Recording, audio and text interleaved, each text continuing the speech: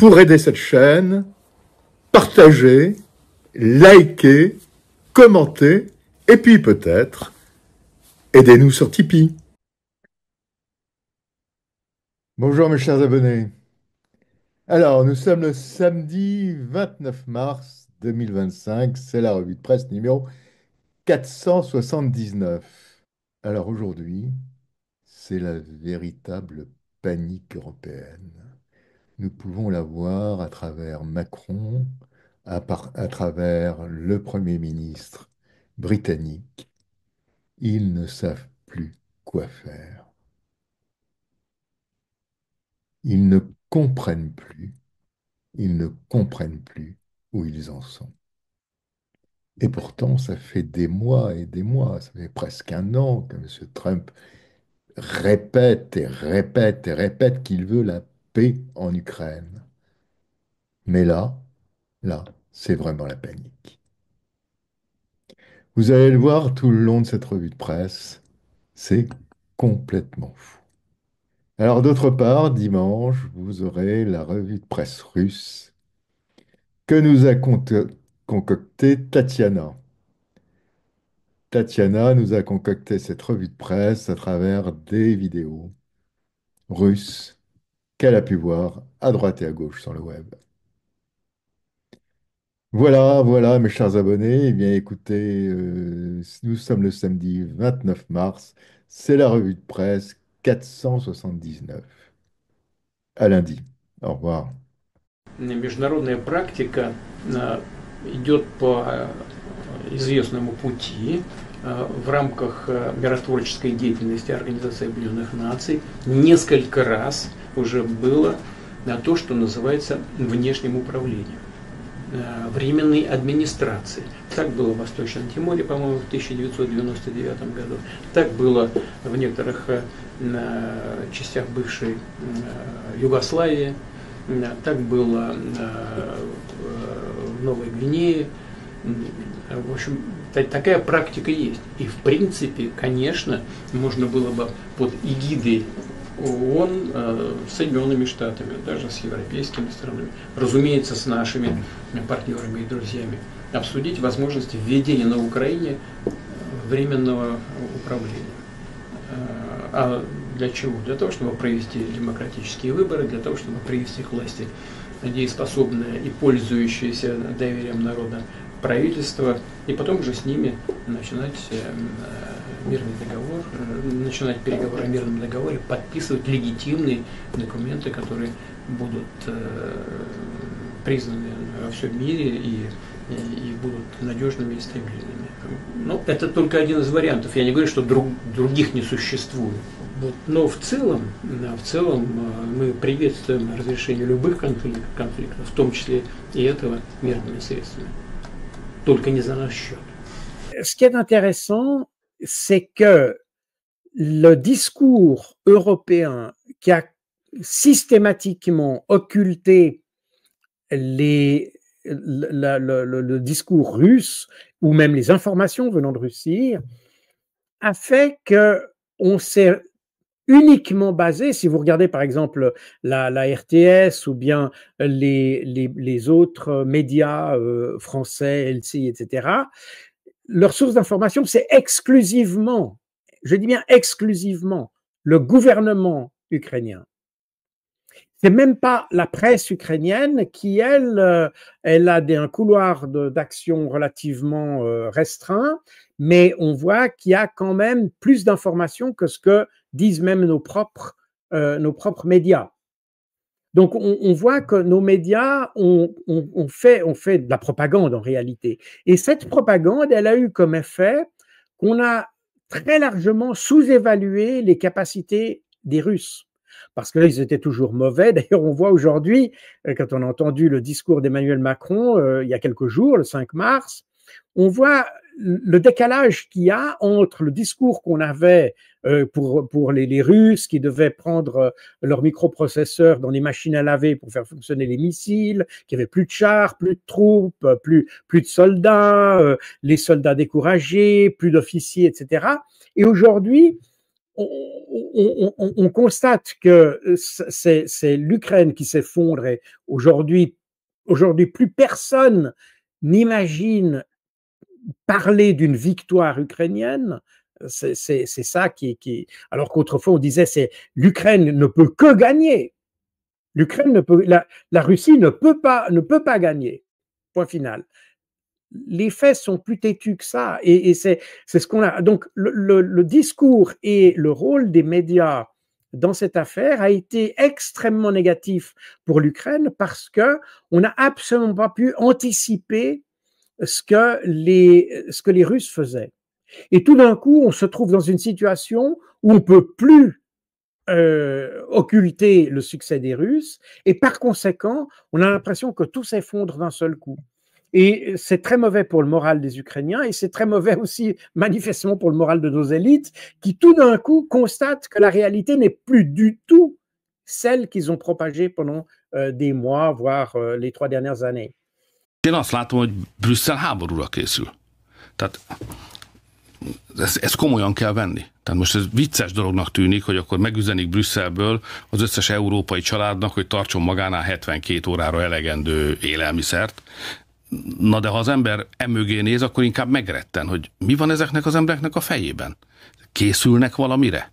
De egyelőre nem látom azt, hogy Európát háború fenyegetni. Tehát Brüsszel vagy folytatni akarja azt a háborút, ami most zajlik, hiszen Ukrajna támogatása révén ők beleugrottak ebbe a háborúba, Magyarország kívül maradt, mi a béke oldalán vagyunk, mi nem szállítunk fegyvert, nem küldünk katonát, de vannak olyan országok az Unióban, és úgy látom Brüsszel az ő szószólójuk, akik még inkább befele akarnak menni ebbe a háborúba, és úgy látom, hogy azt is pedzegetik már, hogy békefenntartók, katonák és itt, és úgy érzem, hogy egy mélyebb háborúba való bevonódásnak a politikai előkészítése zajlik olyan hírekkel, amiről most beszélünk, hogy 72 órányi élelmiszert minden család tartson magánál.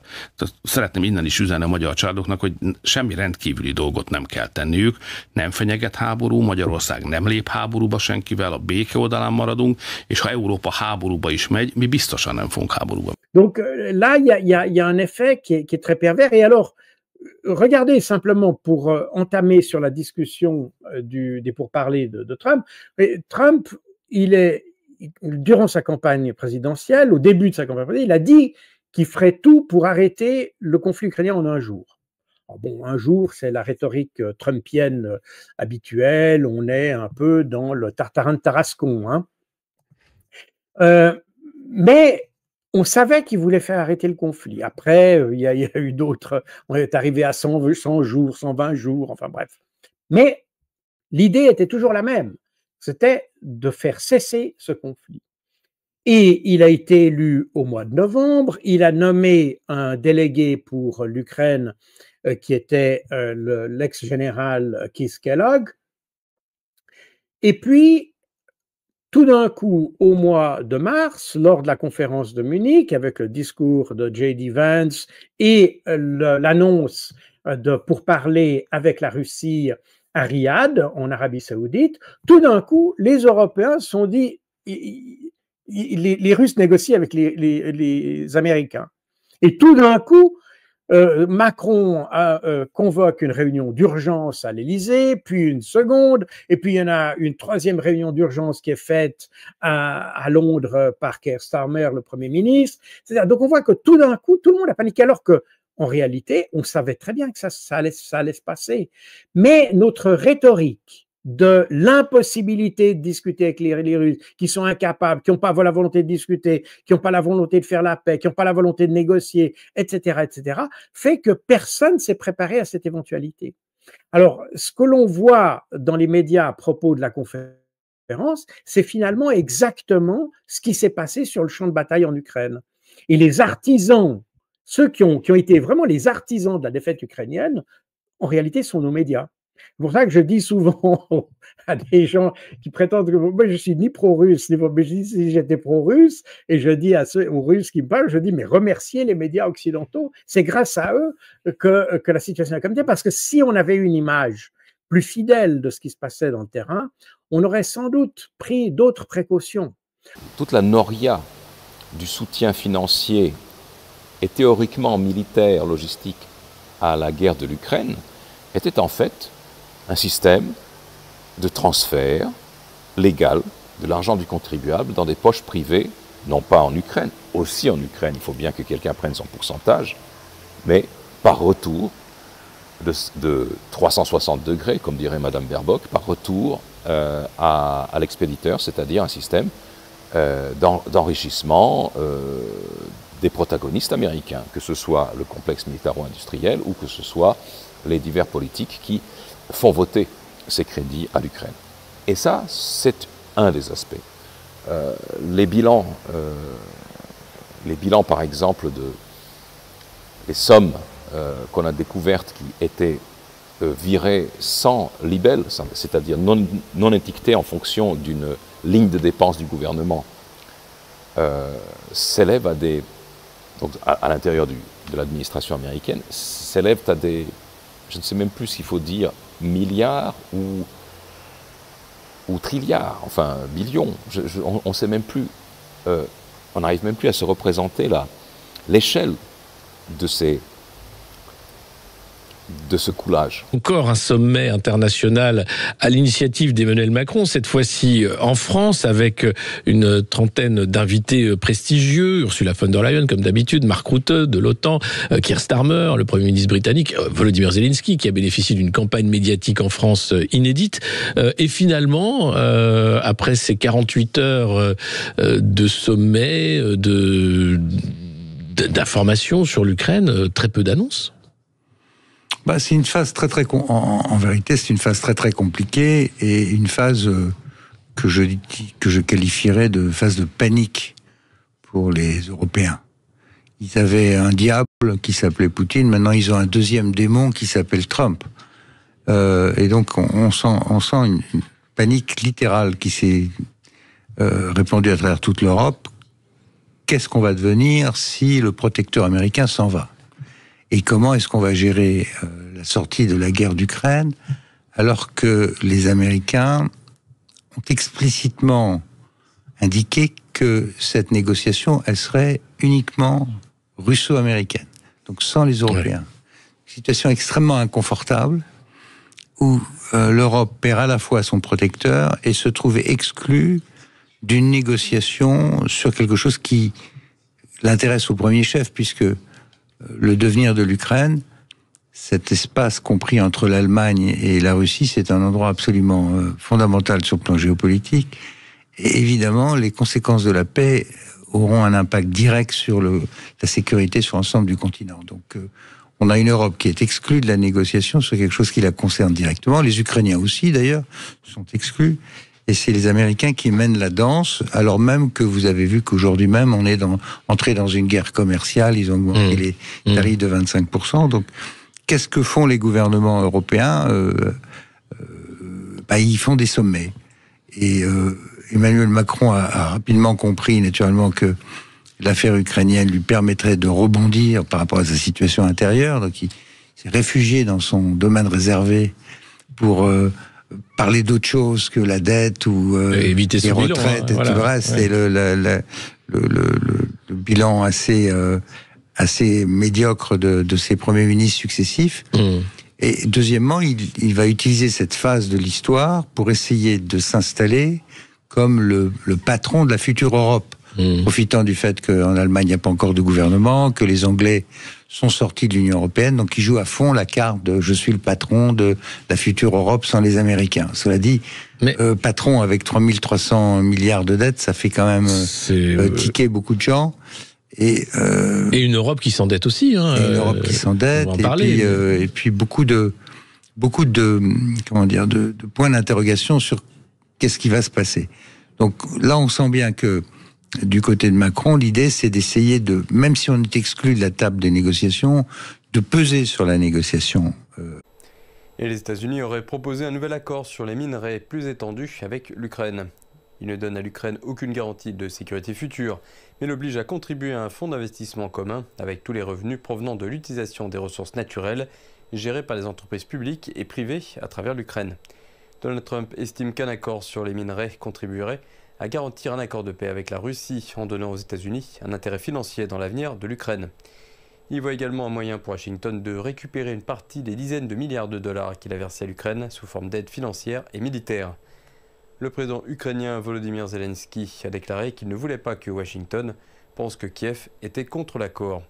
Il estime que la position des États-Unis à l'égard de la Russie devrait être plus ferme et ajoute qu'il ne craint aucune forme de négociation pour mettre fin au conflit. Les États-Unis et l'Ukraine ne sont pas parvenus à un accord initial sur les minerais lors de la visite de Volodymyr Zelensky dans le bureau ovale en février.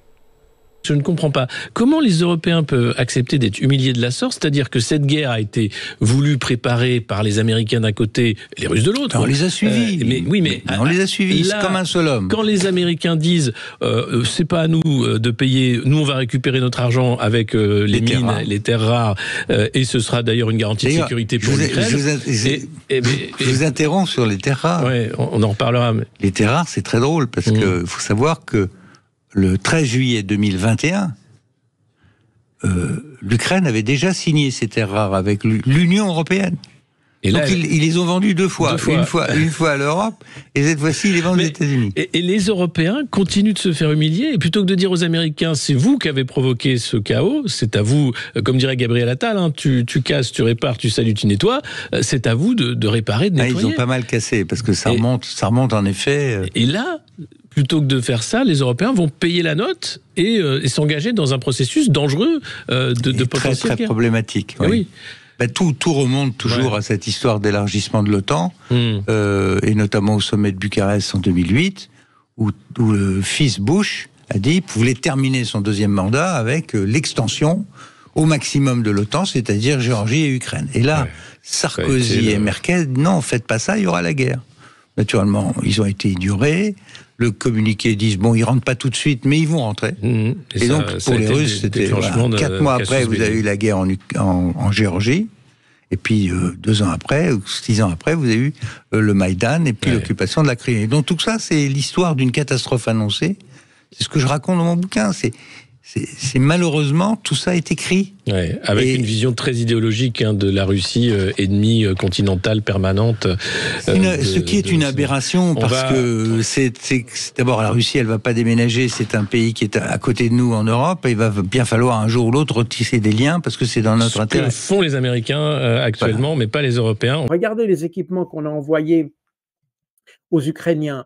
Les Ukrainiens ont dû renvoyer des chars. L'Allemagne a fourni des chars qui étaient inutilisables. Les Ukrainiens l'ont renvoyé. Au Danemark, la même chose. Il y a des missiles qui ont été des missiles antiaériens envoyés par un pays européen, mais d'après mes informations, c'est la France, que Zelensky lui-même a dit c'était inutilisable. Il a fallu les renvoyer plusieurs fois pour qu'ils soient réparés, pour qu'on puisse les utiliser. Donc, on a très bien vu que les Occidentaux, finalement, ne sont pas beaucoup, sont pas alarmés, puisque l'armée russe était en déliquescence. Et par conséquent, on a préparé l'Ukraine à combattre un ennemi qui était beaucoup plus faible, etc. Je regardais encore récemment un post sur Facebook qui a été fait par un politicien vaudois d'ailleurs, ce Claude Ruet, qui disait parce que j'avais dit qu'il fallait faire quand même attention aux Russes, qu'ils étaient quand même plus forts, mais c'était en 2022 déjà. Et lui disait que c'était risible de pouvoir voir la Russie comme ça, etc. Et c'est des politiciens suisses. Donc, on voit très bien que ces gens étaient très mal informés. Ils étaient uniquement abreuvés de propagande. Et grâce à ça, d'une certaine manière, eh bien, les Russes ont bénéficié d'un climat qui leur a été finalement... Oui, si on regarde le climat strictement informationnel, c'était défavorable aux Russes. Le discours était défavorable aux Russes. Mais il a eu l'avantage que personne ne s'est préparé à un conflit sérieux, et ça a facilité le travail des Russes. En fait, ce politicien, il devrait être considéré comme traître. Enfin, je ne sais pas comment les Ukrainiens verront ce genre de gens après leur défaite, mais je pense que il y aura, je pense, des réactions contre nos médias. D'ailleurs, il y a déjà eu des réactions contre les médias occidentaux par les Ukrainiens eux-mêmes, qui se sont rendus compte de ça. Et j'ai beaucoup de mal à comprendre ce qu'il veut dire. Et Macron a donc déclaré jeudi, c'est-à-dire hier, qu'il y aurait bien des forces de réassurance On ne sait pas ce que ça veut déployés dire. en Ukraine, impliquant quelques États membres, parce qu'il n'y a pas d'unanimité, je cite, il n'y a pas d'unanimité sur ce point, et ces forces seraient présentes dans des endroits stratégiques déterminés avec les Ukrainiens, elles auraient un caractère de dissuasion, elles n'ont pas vocation à être des forces de maintien de la paix, et elles n'ont pas vocation à être présentes sur la ligne de contact. Donc, quand on lit ça, on se dit, ok, elle n'a pas vocation d'être sur la ligne de contact, de faire du maintien de la paix. Donc elles servent à quoi ? Mais qu'est-ce qu'elles font ? Oui. Et un rôle de dissuasion, ça veut dire que si jamais, en fait, ce qui veut dire, c'est ce que en langage militaire américain on appelle le tripwire, c'est-à-dire le fil de fer qui déclenche la détente sur une arme ou sur une mine. Vous savez, quand on met une mine au sol, on met un fil de fer invisible et si jamais on prend le pied dedans, ça fait exploser la mine. Bon. Donc l'idée, c'est de faire un déploiement tripwire, c'est-à-dire que si jamais les Russes s'en prennent à nouveau aux Ukrainiens, il y aura des forces de 2 puissances européennes nucléaires, membres de l'OTAN, qui seraient à l'intérieur de l'Ukraine. Donc c'est extraordinairement risqué. Oui. C'est raison pour laquelle les Américains ont d'ores et déjà indiqué qu'ils ne couvriraient pas, protégeraient pas ces forces-là. Et que si elles y vont, ce sera hors OTAN. C'est texto, le ministre de la Défense américain, etc., a dit ça. Nous, on veut pas que vous y alliez, mais si vous tenez à y aller, vous irez sans nous. Parce que les Américains, Trump comme Biden, ne veulent pas une 3e guerre mondiale avec les Russes. Mais on parle de la reprise de Nord Stream, de sa réparation, de l'organisation d'un deal entre Américains et Russes sur Nord Stream, pour reprendre Nord Stream, pour le gérer, pour en tirer des dividendes et pour vendre aux Européens éventuellement ceux qui passeraient à travers, au prix fort. Bien sûr. Au prix fort. Et aux bénéfices américains. Donc c'est le double suicide, c'est le suicide à triple, quadruple, quintuple détente. Oui, mais l'Europe est suicidaire dans son histoire. Moi je le pense, mais... Les deux guerres mondiales l'ont démontré. La Première Guerre mondiale était un pur suicide basé sur des erreurs de calcul monumentales. Il faut réécouter cette excellente conférence d'Henri Guillemin, l'autre avant-guerre, qui pourtant, donc, en plus, un grand historien de gauche. Il y a peu de très très bons historiens de gauche, à part bien sûr Marc Bloch, etc. Mais c'est vraiment le plus grand conférencier francophone. Et son analyse est remarquable. Enfin, il démontre que en fait, tout un tas de gens étaient prêts à arrêter cette guerre, qu'il y avait tout un tas de diplomates, même de généraux, qui étaient conscients que on serait jamais de retour à Noël, enfin tout ce qu'on croyait. Mais le camp de la guerre dans tous les pays a gagné, parce que chacun a fait l'erreur de calcul de se dire ça durera 6 mois, et on va la gagner bien entendu, puisque quand on fait la guerre, on la gagnera toujours, d'ailleurs, la preuve avec l'Ukraine. Et à la fin, bien sûr, même si le tsar et Nicolas, et le Kaiser étaient encore en correspondance au dernier moment à dire arrêtons, c'est de la folie. Bon, et on a fait ça, qui était un suicide et une guerre qui servait à rien, il faut quand même le rappeler, la Première Guerre mondiale n'avait aucune utilité, absolument aucune. Autant la deuxième, il y avait vraiment une guerre à mort entre idéologies qui était prête en plus à faire les camps, etc. Ouais. Voilà, la Deuxième Guerre mondiale avait un but, mais elle était causée par la première, de toute façon. Donc la première servait à rien. Il faut quand même se rappeler qu'on a 17 millions de morts, plus les guerres au Moyen-Orient, les accords de Sykes-Picot-Morozov, enfin, toutes les conséquences qui vont donner la décolonisation, la guerre froide, Lénine qui est envoyé par les Allemands eux-mêmes pour déstabiliser la Russie. Il faut quand même se rappeler de ça. Enfin, si on a l'Union soviétique, c'est parce que personne ne le sait. Personne ne le sait.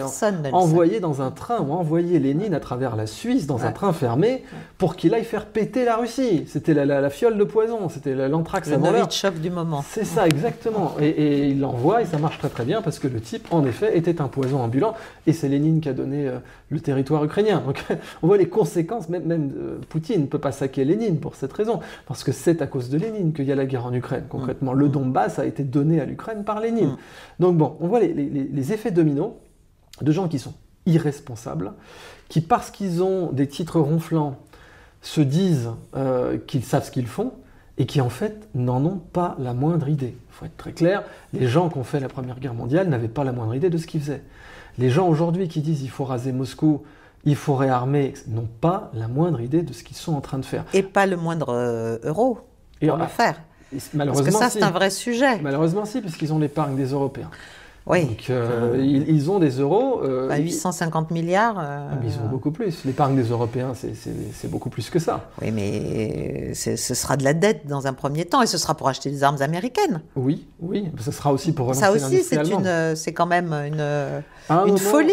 Je pense qu'ils vont essayer de relancer leur propre industrie. Rheinmetall, par exemple, veut en croquer. Les grands consortiums européens veulent en croquer aussi. De toute façon, les Allemands se sont bien rendus compte que là, ils ne pouvaient plus rattraper leur retard face aux Chinois avec l'automobile. Donc, ils vont fabriquer des canons. Puis ça se finit toujours bien. On sait quand Krupp se met à faire des canons, ça finit toujours bien dans l'histoire du monde, que ce soit la guerre de 1870 ou la Première Guerre mondiale ou la Deuxième. Mais là, Rheinmetall, qui est un peu le nouveau Krupp, veut en croquer, ça c'est clair. Quand Ursula von der Leyen annonce les 800 milliards, Rheinmetall est déjà là en train de se dire combien de milliards je vais prendre. Et c'est ça qui va relancer l'économie allemande, selon eux. Je pense à, par exemple, l'activisme de cette femme parfaitement, non seulement stupide, mais parfaitement folle, qui est à la tête supposée de la supposée diplomatie européenne. Je dis supposée deux fois parce que, d'abord, de diplomatie européenne, il n'y en a pas.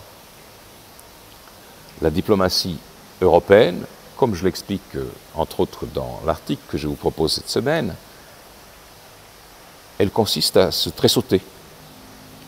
Comme vous savez, les sectes un peu frappadingues qu'on a exportées d'Europe aux États-Unis, qui étaient des Quakers et des Shakers, qui se trémoussaient comme ci ou comme ça.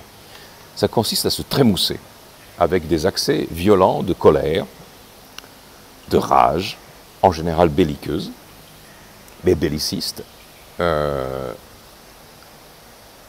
alors que cette rage belliciste n'a non seulement, je veux dire, pas raison d'être, au moment où les facteurs vraiment importants de la scène internationale géopolitique, c'est-à-dire d'abord les États-Unis et la Russie, mais également derrière eux la Chine, l'Inde, les pays du BRICS qui ne désapprouvent pas l'idée d'une fin des combats en Ukraine, d'une paix en Ukraine telle que les Américains et les Russes sont en train de négocier. Eh bien, cette rage des eurocrates, non seulement n'a pas de raison d'être, mais elle n'a même pas de crédit. Elle n'a même pas sur quoi s'appuyer. Avec quelles armées allez-vous faire cette guerre? Avec quelles armes allez-vous faire cette guerre? Il n'y a que l'arme atomique dont dispose la France et partiellement la Grande-Bretagne, parce que quand on dit arme atomique, on parle de vecteur, il faut pouvoir la lancer. La Grande-Bretagne n'a même pas n'a pas plus qu'un sous-marin valide, et encore. Et ces deux derniers tests de missiles tirés à partir de ce sous-marin ont été catastrophiques. Ils ont failli tuer la dernière fois le ministre de la Défense qui se trouvait à bord, puisque le missile a fait une boucle. On voit bien que les Occidentaux ont créé une réalité virtuelle qui a surprotégé, pourrait-on dire, les Ukrainiens, qui a donné un faux sens de sécurité aux Ukrainiens, et dans tous les sens du terme, parce qu'on a promis monts et merveilles aux Ukrainiens. Et quand je dis qu'on a échangé, Zelensky a échangé la paix contre une aide pour aussi longtemps qu'il le faudra, eh bien, d'une certaine manière, il s'est fait duper parce que les Occidentaux n'avaient pas, et c'est d'ailleurs pour ça qu'aujourd'hui on critique Zelensky parce qu'il vient réclamer des armes, de l'argent, etc. Mais c'est ce qu'on lui a promis. C'est ce qu'on lui a promis, c'est ce que les pays occidentaux lui ont promis. Le problème est qu'à l'époque, en février, enfin au printemps 2022, disons, ou début de l'été 2022, même pour dire 2022, les Occidentaux étaient convaincus que la Russie était un pays très faible, économiquement, militairement, dans tous les sens du terme, et qu'il allait s'effondrer très vite. Et que par conséquent, l'aide qu'on donnait à l'Ukraine, eh bien, c'était une aide qui n'allait pas durer très longtemps parce que la Russie ne demandait qu'à s'effondrer en quelque sorte. Et puis finalement, on pensait que Poutine était détesté, que par conséquent, devant l'effondrement qui menaçait le pays, l'hyperinflation, tout ça, rappelez-vous ce que disait Bruno Le Maire à cette époque-là, eh bien, on pensait que tout ça allait faire en sorte que la Russie allait se rendre, que le problème allait être réglé et puis que l'Ukraine, en quelques semaines, serait victorieuse. Mais on a de nouveau, là, on s'est laissé emporter par notre propre narratif. On est déjà en guerre, hein, d'une certaine façon, par l'implication budgétaire et d'armement, aussi l'aide à l'armée ukrainienne, mais là, c'est la guerre directe, alors qu'on n'en a pas les moyens. On n'est pas en guerre aujourd'hui. La France a donné relativement peu et bien moins que l'Allemagne, par exemple, à l'Ukraine. Faute d'argent, d'ailleurs. L'Allemagne qui est contre le déploiement de troupes en Ukraine. Hein. Donc, l'idée, il faut remonter à l'année dernière. En février 2024, alors que la guerre commençait à s'enliser dans ce qu'elle est aujourd'hui, c'est-à-dire une guerre d'attrition, et que les Ukrainiens étaient en train de perdre, Macron a avancé l'idée d'un déploiement militaire européen et français en Ukraine. À l'époque, ça avait fait hurler des gens comme moi, notamment, et les Américains avaient dit « pas question, pas question, on ne veut pas être entraîné ». Mais ça, c'était pendant que la guerre avait lieu. Là, maintenant, dans le cadre du processus de paix, il indique qu'il souhaite que la France et l'Angleterre soient présents sur le sol ukrainien. Sauf que, pour que ce soit faisable, il faut que ça s'insère à l'intérieur d'un traité de paix. Le traité, qu'est-ce qui va se passer ? Il va se passer qu'à l'issue du cessez-le-feu, on va rentrer dans la négociation d'un armistice ou d'un traité de paix qui va faire une chose fondamentale, c'est-à-dire donner un statut de neutralité à l'Ukraine, tout en constatant l'amputation de toute la partie de l'Est du pays. Donc, la partie Est va être sous contrôle russe, l'autre partie sera neutre, garantie probablement par le Conseil de sécurité des Nations Unies. On mettra le long de la ligne de front, qui fait 1000 km, c'est long, oui. On mettra des forces d'interposition. Les deux parties ne souhaitent pas que ce soit des Européens. Donc, ce sera sans doute des Chinois ou des Indiens ou des pays de ce genre qui vont venir sur la ligne d'interposition pour éviter que la violence recommence. C'est pas gagné parce que ni d'un côté ni de l'autre on accepte le statu quo. Et c'est dans ce cadre-là que se positionneraient des forces franco-britanniques. Mais il faudrait encore que toutes les parties soient d'accord. Alors, Zelensky est d'accord, mais pas les Américains et pas les Russes. Les Américains, pour la raison que j'ai dit tout à l'heure, c'est qu'ils ne veulent pas d'une escalade où ils seraient entraînés, puisque la France et l'Angleterre sont membres de l'OTAN. Exactement, oui. Et les Russes n'en veulent pas précisément parce qu'ils sont membres de l'OTAN. C'est-à-dire que toute la guerre a pour but de ne pas avoir l'Ukraine à l'intérieur de l'OTAN. C'est pas en acceptant les Anglais et les Français en Ukraine, les Russes... Ce serait une sorte de cheval de Troie de l'OTAN. Bah voilà, ce serait une entrée de l'OTAN par la petite porte. Ouais. Et ça, les Russes, naturellement, n'en veulent pas. Donc, on est dans une situation où les deux qui négocient, c'est-à-dire les Américains et les Russes, ne veulent pas de cette situation, mais ça n'empêche pas Emmanuel Macron de dire « bah non, mais c'est pas eux de décider, c'est à nous, si on veut, on va en Ukraine ». Bon, techniquement, il a raison. Si demain... Zelensky est toujours président de l'Ukraine et qu'il invite les Français et les Britanniques à venir en Ukraine, ils peuvent y aller. Mais est-ce que ça garantit la stabilité de l'ensemble ? J'en doute. Est-ce que c'est une façon pour la France de peser sur la négociation et de se tailler un strapontin à cette table où on n'est pas admis ? J'en doute aussi. Il y a d'autres choses que la France pourrait proposer pour calmer le jeu et rentrer dans une future architecture de sécurité en Europe que de dire on va continuer à se battre contre les Russes et cette fois on va rentrer en Ukraine. Je pense que le président fait fausse route.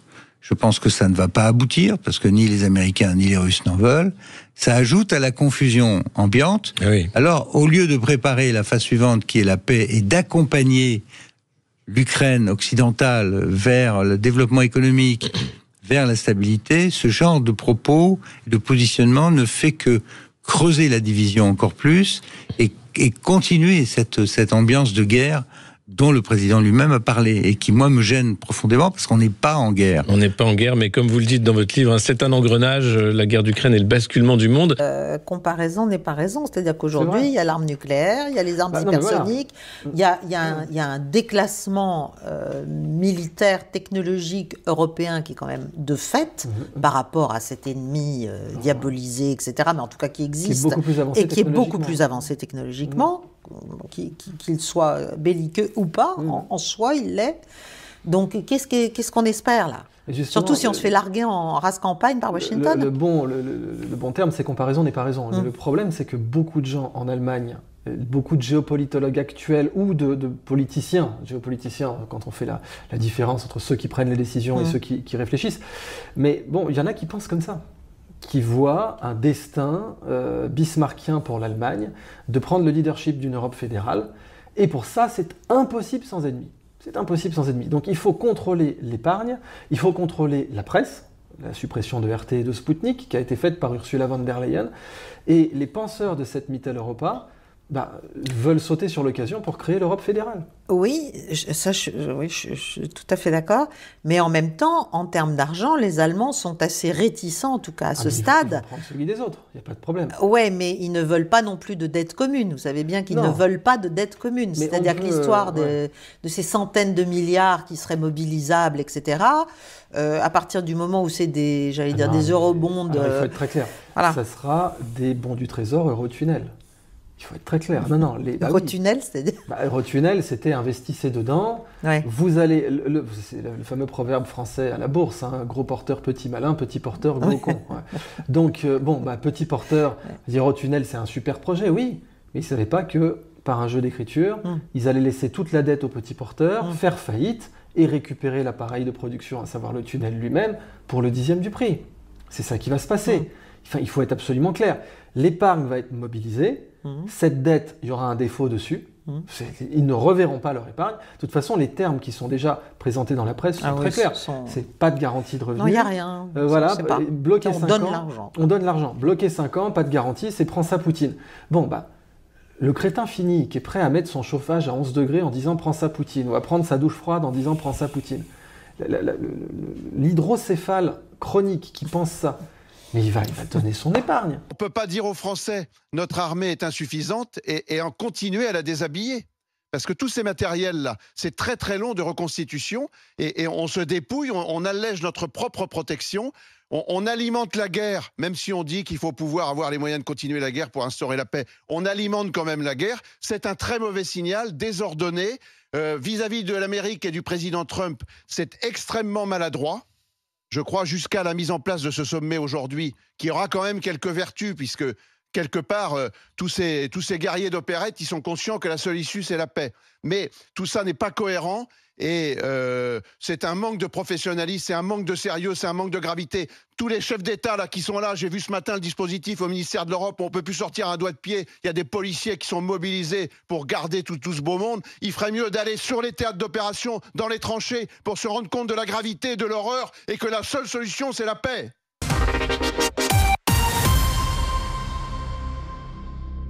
Très complexe, l'Ukraine. Lors de l'indépendance, ils ont choisi au contraire de faire un gouvernement extrêmement centralisé. Donc, la partie russophone de l'Est, dans ces territoires qui avaient été conquis par Catherine II et que les Russes appellent la Nouvelle-Russie, dans ces territoires, les gens ont découvert tout d'un coup que les Russes partaient et qu'ils étaient maintenant sous l'autorité d'un gouvernement de Kiev, à l'autre bout, ukrainien. Donc ça s'est mal passé. C'est mal passé en Crimée, c'est mal passé dans le Donbass, et ça a fini par donner cette crise. C'est l'histoire que je raconte dans mon livre, mais qui est fondamentale pour comprendre pourquoi on en est là. C'est bien ça. Et c'est cette histoire que Macron ne veut pas évoquer quand on lui dit que pour lui la guerre commence en 2022. Il ne veut pas remonter aux origines. Les origines sont très anciennes. Et encore plus anciennes. Mais le Donbass quand même, où des populations russophones ont été bombardées, maltraitées. Oui, il y a eu beaucoup de malheurs depuis ces années-là. Enfin, le fond du sujet, c'est que personne n'a investi de capital politique dans la solution. Et les accords de Minsk, bien sûr, qui n'ont pas été pris au sérieux. Ça n'a pas été pris au sérieux. Alors les uns accusent les Russes de ne pas s'être retirés, les autres disent mais non, les Ukrainiens n'ont pas respecté, ils n'ont pas fait voter les textes qui étaient prévus dans les accords. Et donc il y a eu une dernière réunion juste avant le Covid, en décembre 2019 à l'Élysée, où là on trouve Macron, Zelensky, Poutine et Merkel, et c'est la première rencontre entre Poutine et Zelensky. Poutine est venu parce qu'on lui a fait croire ou il a cru que Zelensky allait mettre en œuvre les accords de Minsk. En fait, Zelensky ne pouvait pas le faire puisque dans les rues à Kiev, on a commencé à le traiter de traître s'il signait. Donc il n'y a pas eu de signature. Ensuite, il y a eu le Covid. Et à la sortie du Covid, il y a eu la guerre. Alors, et là encore, il s'est passé quelque chose dont personne ne parle.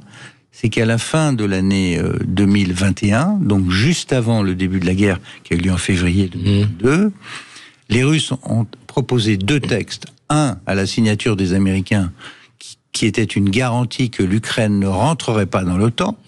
Et l'autre à destination de l'OTAN et des Européens, qui était de redéployer les forces de façon à ce qu'il n'y ait pas qu'on rentre dans un autre système d'architecture où les forces sont moins au contact le long de la frontière russe.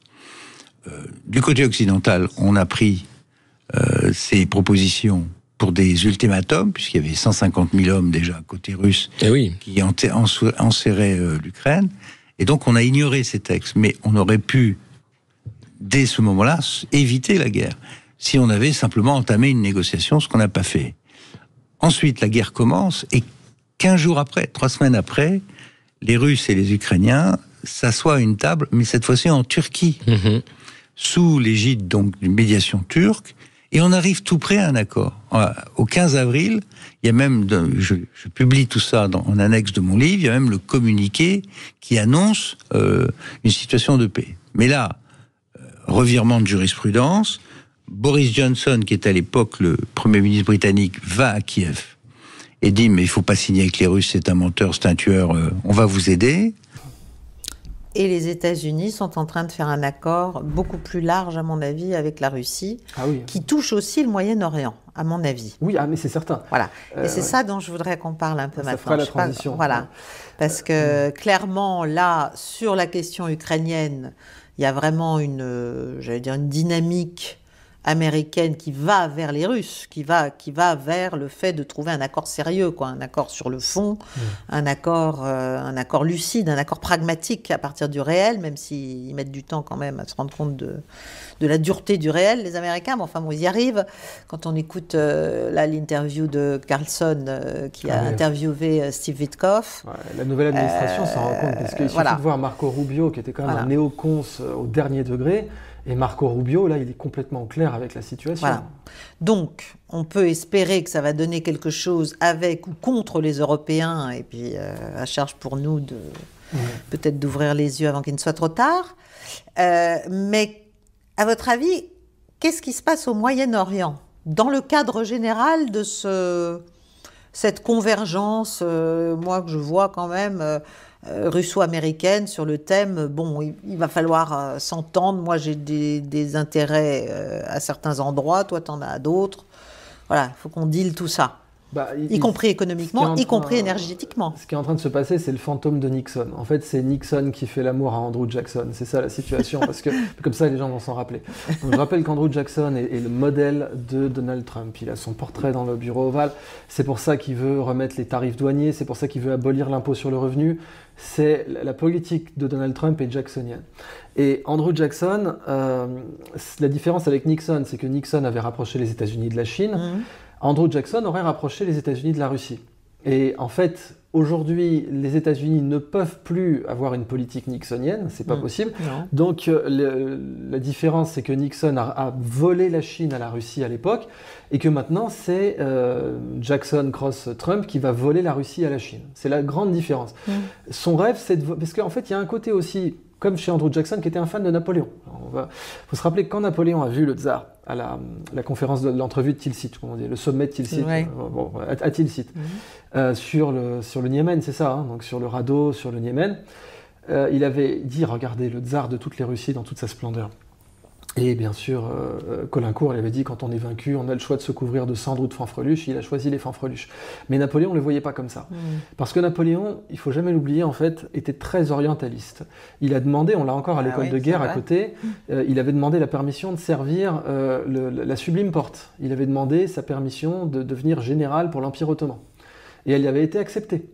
Et on l'a encore dans les archives de l'armée aux Invalides, on a la demande signée par les autorités du Directoire pour que Napoléon soit général à Constantinople. Il a voulu même se faire une satrapie à Jaffa. Il a échoué grâce à Sir Sidney Smith, qui était son pire ennemi. À l'époque, il dira, c'est celui qui m'a fait rater ma destinée, Sir Sidney Smith, amiral britannique, qui l'a vaincu à Saint-Jean-d'Acre et qui est enterré à Rhodes. Et donc il aurait aimé se faire son petit truc oriental, ce qui fait qu'il avait une admiration majeure pour la Russie. Jackson aussi, Trump aussi. Trump se dit quand même, si j'arrivais à créer une alliance russo-américaine, ça aurait de la gueule. Avec leurs ressources. Et s'il faut pour ça, s'il fallait pour ça, laisser l'Union européenne à la Russie... Mais oui. Trump serait ravi. Plutôt que d'avoir l'Allemagne comme maître, il serait ravi d'avoir Moscou comme puissance en Europe. Avant, c'était Berlin. Pour les Américains, c'était Berlin. Si c'était Moscou, Trump... Oui, et puis c'est l'une des deux puissances majeures de l'Eurasie, malgré tout. Donc ça l'intéresse de toute manière. Et évidemment, il faut être clair que von der Leyen et Macron, ça les intéresse moyen. Non, mais... Donc aujourd'hui, Trump voit toutes les ressources russes, bien sûr, est très content de pouvoir les coopter, et ça donne même des trucs symboliques. Par exemple, ça donne Poutine qui appelle Musk pour l'aider à aller sur Mars. Alors là, que de chemin parcouru, parce que Musk, j'ai un ami qui l'a interviewé, Guillaume Gralet du Point, et Musk est extrêmement protégé.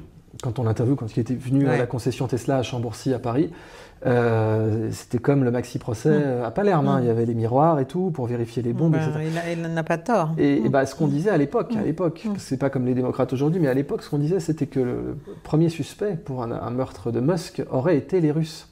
Parce qu'il a détruit le programme Soyouz. Il n'a pas fait exprès, mais il a dégommé le programme Soyouz, qui avait un monopole depuis les années 80 sur le ravitaillement des stations spatiales internationales. l'ISS, c'est vrai. Mir et puis ISS. Et voilà, il avait ce monopole-là, et c'était lucratif, et puis c'était prestigieux pour les Russes, et en une décennie, SpaceX a rendu Soyouz obsolète. Et donc, le pire, c'est que Musk était allé voir les Russes au départ pour se procurer des fusées au tout début. Et il n'avait pas pris au sérieux, évidemment. Il voyait arriver un jeune branleur de la Silicon Valley qui était là, qui disait « Bonjour, je veux des missiles balistiques intercontinentaux. » Vous imaginez la réponse des Russes? « Ah oui, ah bon, d'accord. Bouge pas surtout, on va t'amener 2 mecs en impair. » Voilà. Et puis tu vas tout leur raconter, mais voilà. Donc, mais maintenant, donc les Russes avaient des raisons de lui en vouloir, et maintenant les Russes l'appellent. Alors que, attends, c'est quand même un truc de fou. Il est appelé par Poutine alors que c'est lui qui fournit les Starlink à l'Ukraine. Tous les jours, il y a des soldats russes qui meurent à cause de Musk. Et Poutine dit, tu vas être notre partenaire pour aller sur Mars.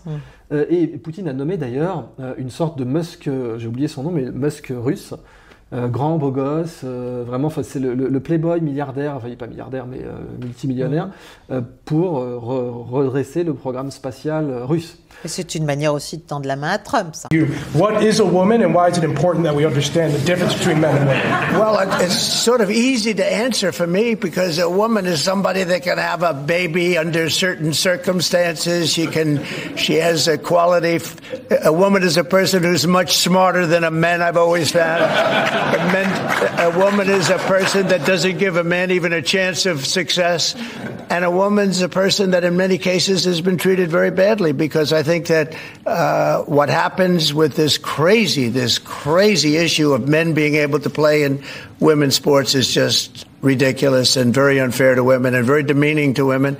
And that's got to be about a 94%. I read today it was a 94% issue. And I watched the other day, a congressman, a Democrat congressman, fighting for the fact that men should be allowed to compete essentially in women's sports. And I say, I hope they keep that going because they'll never win another election. That's a big deal. But women are basically incredible people, do so much for our country, and we love our women, and we're going to take care of our women. Yeah. Our message to Denmark is very simple. You have not done a good job by the people of Greenland. You have underinvested in the people of Greenland, and you have underinvested in the security architecture of this incredible, beautiful landmass filled with incredible people. That has to change. And because it hasn't changed, this is why President Trump's policy in Greenland is what it is. It's consistent with the first Trump administration, where you saw significant investments in Arctic security, and it will continue over the next 4 years under President Trump's leadership. And let me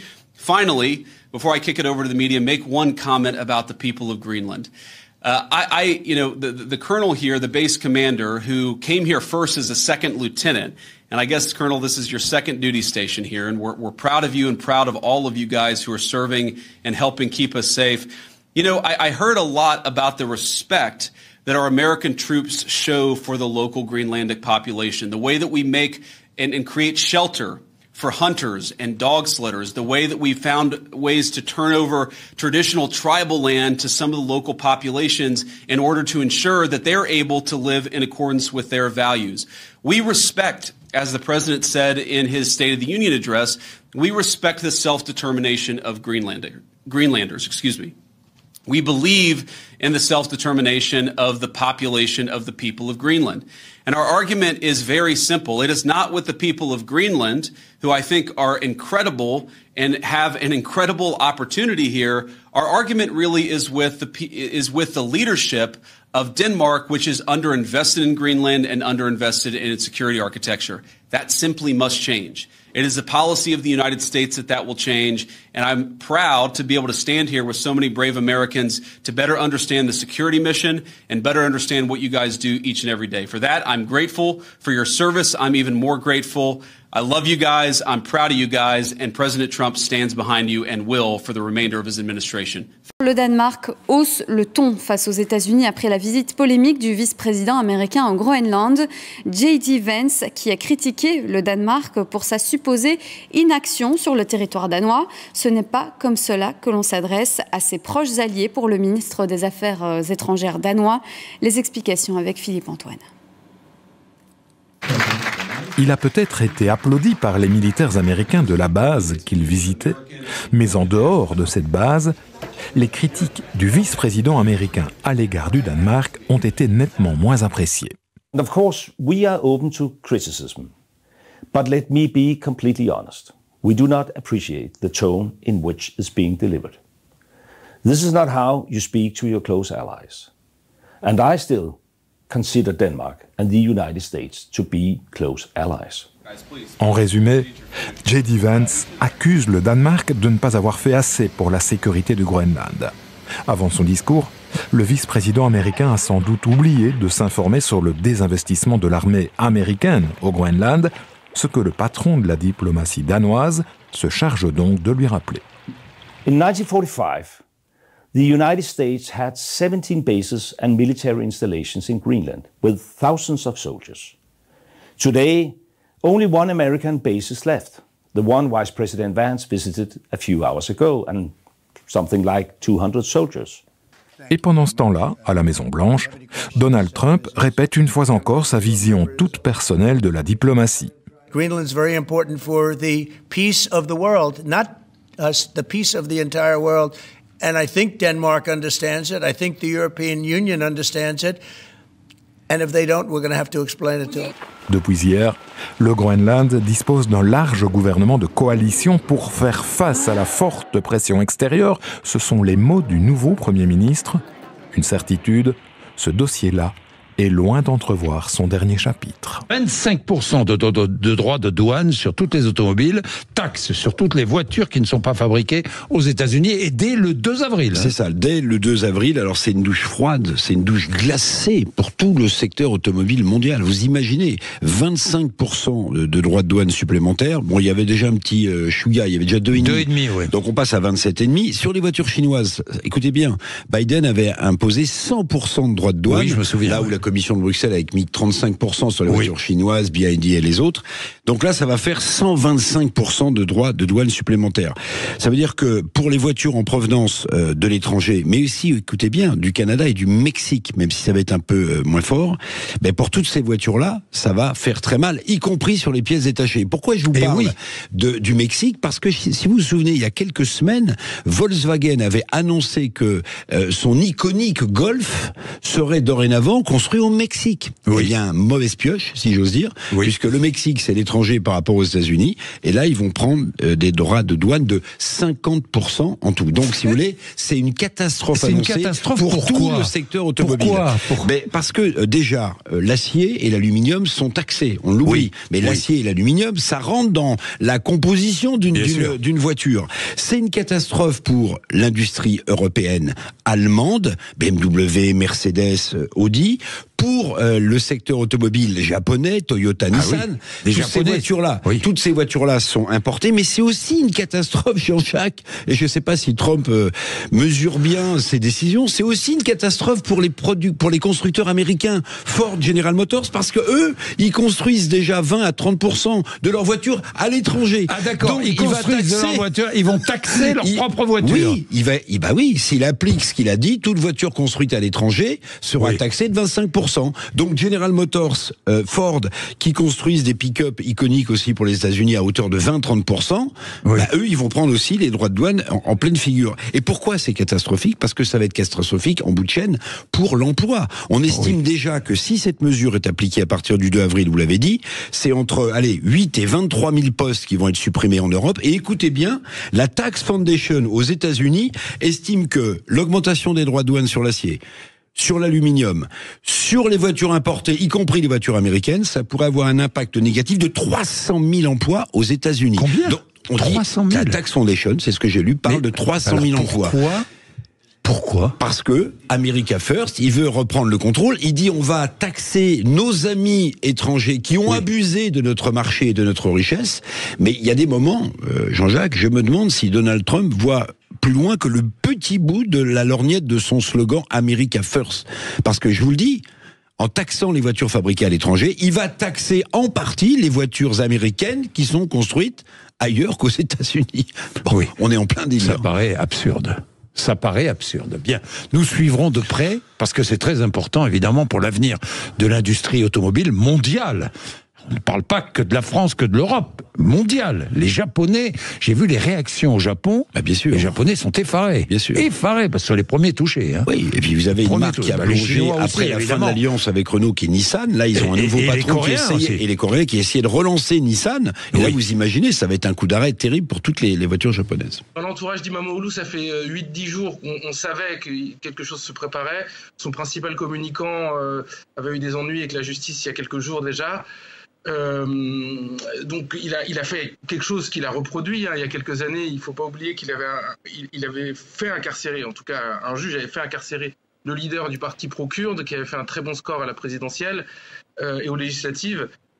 Donc c'est une méthode qu'il connaît, mais là je pense ce à quoi il ne s'attendait pas, c'est qu'il y ait 15 millions de personnes qui aillent voter à la primaire du parti républicain et qu'il y ait autant de jeunes dans la rue. Je pense que ce à quoi il ne s'était pas préparé, c'est que les personnes qui sont aujourd'hui dans la rue, ce sont les mêmes qui ont défendu la démocratie en 2016 et qui l'ont défendue lors de la tentative de coup d'État, ce qui montrerait que la population et le peuple turc est avant tout attaché à sa démocratie et à sa république, bien plus qu'à la figure d'un président. Moi-même, j'ai entamé un itinéraire à partir d'un cas concret, à partir de ce qui se passe aujourd'hui en Serbie et que j'observe, on l'a vu peut-être dans une ou deux interview que j'ai donné ces derniers temps, que j'observe avec un point de vue douloureusement impartial, c'est-à-dire que j'ai vu nombre de Serbes des deux côtés du front, c'est-à-dire ceux qui sont plutôt légitimistes et ceux qui sont plutôt révolutionnaires, me maudire, dire qu'ils se désabonnaient de tous mes canaux, qu'ils ne me parleraient plus jamais, etc. Donc c'est dire si cette société est polarisée. Et c'est dire si maintenir un cap rationnel, là au milieu, est difficile. Et c'est ce que j'ai essayé de faire. Pourquoi? Parce que ce qui se passe aujourd'hui en Serbie est extrêmement important pour comprendre la transformation d'ensemble de nos sociétés. On dit que c'est une révolution colorée, mais les révolutions colorées, on les connaît, on les a décrites depuis 20 ou 30 ans. C'est un concept fluctuant, c'est un concept qui évolue qui nécessairement évolue avec le degré de conscience de la société vis-à-vis des révolutions colorées. Donc, ce qui se passe en Serbie, je le répète encore une fois, dans le pays où a eu lieu la première révolution colorée, le prototype de toutes les autres qui a réussi, le renversement de Milošević en octobre 2000, ce pays qui en principe est connaisseur en la matière, qu'est-ce qui s'y passe vraiment? Et j'ai encore un témoignage, j'ai livré un témoignage de manifestants, d'activistes dans un des derniers numéros de l'Antipresse, un activiste que je connais très très bien, c'est un de mes proches. J'ai livré le témoignage d'un défenseur, mais d'un défenseur, disons, rationnel, de l'ordre établi. Et là, dans ce numéro, je livre le témoignage vraiment de quelqu'un de la rue, du citoyen lambda qui est confronté à cette situation et qui fait des observations, ce citoyen lambda-là, à mon avis, extrêmement représentatives, extrêmement aiguës, qui nous permettent de voir des lignes se dessiner qui vont bien au-delà de la situation de ce pays et qui nous expliquent aussi pourquoi il est impossible aujourd'hui, en Europe et dans le monde développé, dans le monde occidental, peut-être où que ce soit dans le monde, de changer politiquement, mais je dis bien politiquement, un ordre établi. Quand vous voyez ce qui se passe en Serbie, vous voyez que, aussi discrédité et corrompu que soit un pouvoir, je parle évidemment au hasard de nos amis français, ce n'est en tout cas pas par l'arène politique que vous allez le déboulonner. Certainement pas. Moi, je vis sur ma société. Je vais vous inviter sur la boîte. Je vais en boîte de nuit, j'explose mon argent sur la boîte. Je vais m'acheter un nouveau canapé, c'est sur la boîte. Je vais au ski. Excuse-moi, je prends une nana, je m'en vais 15 jours aux Seychelles ou aux Maldives. C'est sur la boîte. Okay. En France, tu pars avec une paire de monotes. T'es un voyou. On te traite de voyou. Bordel, qui est-ce qui l'a créé? Qui est-ce qui travaille 14 heures par jour? Est-ce que c'est normal, ça? Et après, on dit les Français se barrent. Ben oui. Alors, t'as le mec qui est là, il a choisi d'être ton fonctionnaire. J'ai le respect. Mais le mec qui bosse que moi 14 heures par jour. Mais putain, moi, le samedi, le dimanche, je suis en train de faire mes mails. Pendant que t'es en train de regarder ta télé avec maman, en train de jouer à la PlayStation. Non, mais voilà. Non, mais je veux dire. Attends, il faut remettre les pendules à l'heure. Comment tu peux dire aux gens, non, c'est un abus de bien social? Mais il n'y a qu'en France qu'on voit ça. On marche sur la tête. Bordel, c'est toi qui as créé, c'est toi qui as mis de la richesse, c'est toi qui as fait lancer. Par contre, je suis à l'opposé aussi. Je suis à l'opposé. C'est-à-dire que je préfère te dire autre chose. Un mec qui est multimilliardaire, qui a 10 yachts, il en a un, il en a deux. Mais est-ce qu'il en a besoin de 10? Il faut... On est dans un monde où c'est ou t'es riche ou t'es une merde. Et ça, je suis pas d'accord.